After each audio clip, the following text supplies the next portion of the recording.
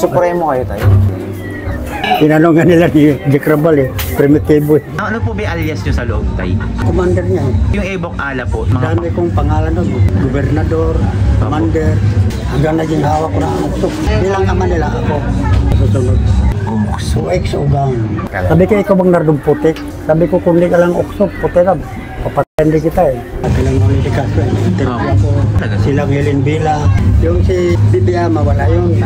Duwag naman, takbuhan Akong pinaka-supremo Kami kong pangalan doon sa loob Para masin yan sa Tiano gusto kong mabuhay Alam p***ayin ko Mga storya ng tattoo sa kali.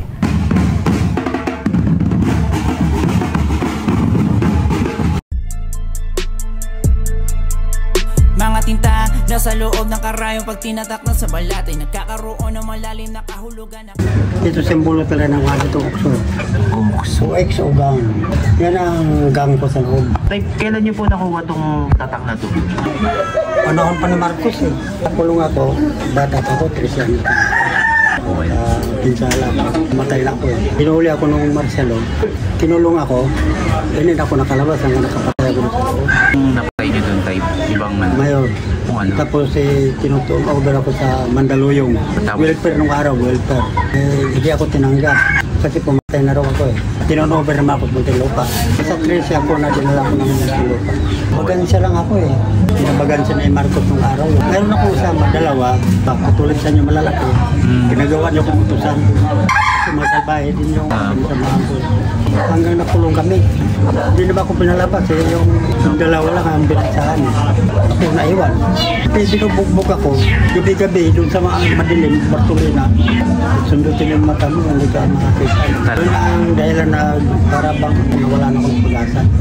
Hanggang Muntinlupa ko, nagpangita na kami doon sa Nardong Putik. Kasapi yung sa amin, siya ang mayores doon sa loob. Sabi ko, ikaw bang Nardong Putik? Ang laki ng katawan. Sabi ko, kung di ka lang uksok, putik ka. Papatayin din kita Sabi na, tarantado ka talaga Susumbong kita doon sa pinaka, ng uksok yung building. Nung tumira ako rin, parang wala na akong iniisip. Marami nang naano sa akin doon, natatakot mo. Gusto kong mabuhay Alam, papatayin ko. Marami nang gumagalang sa akin Nagkaroon ako ng tungkulin doon. Pespisado na ako sa kanila. Hanggang naging hawak ko na ang uksok, nasalin sa akin.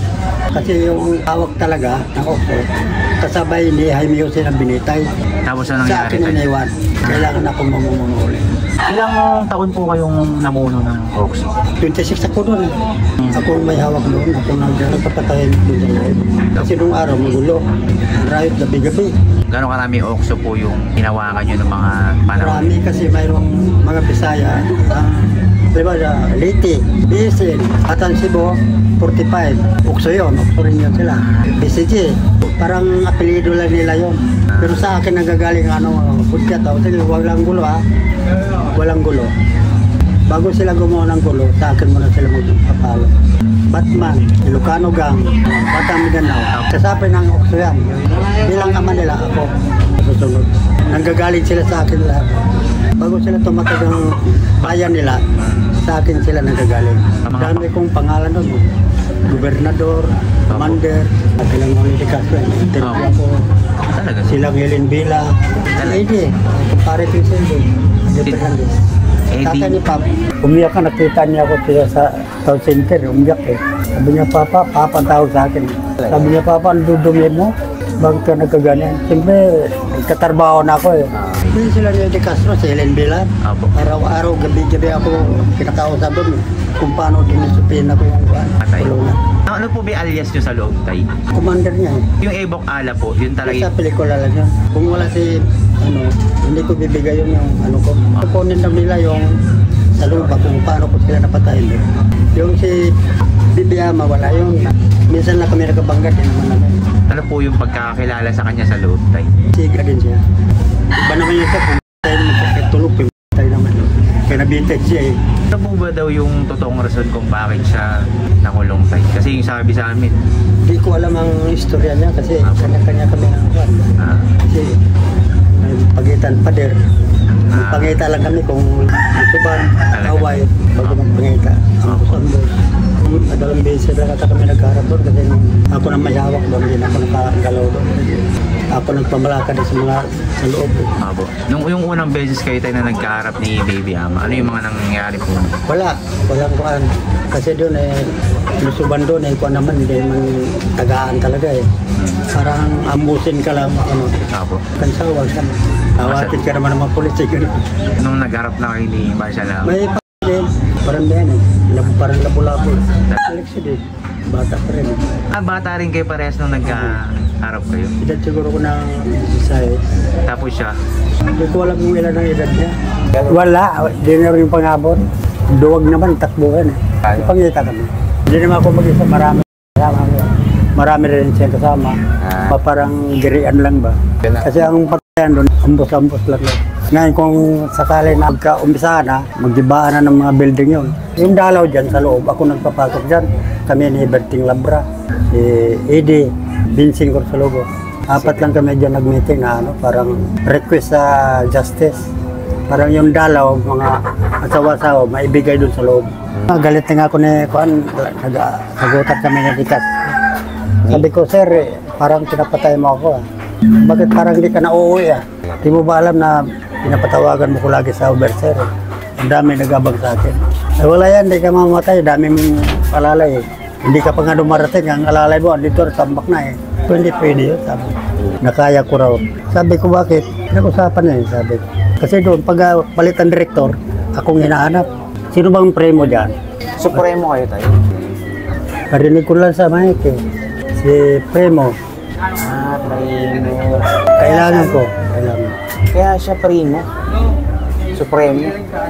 Kaya ano nga tinanongan nila ni Jack Rabal primitibo Ba't primitibo tayo? Silang nag-ano dyan si Jack Rabal. Pwede may kwento tayo kung paano ka kinausap ni Jerry Rabal para may isa buhay yung... Kinausap. Nagbayad sila sa akin, hindi sana ako magbigay.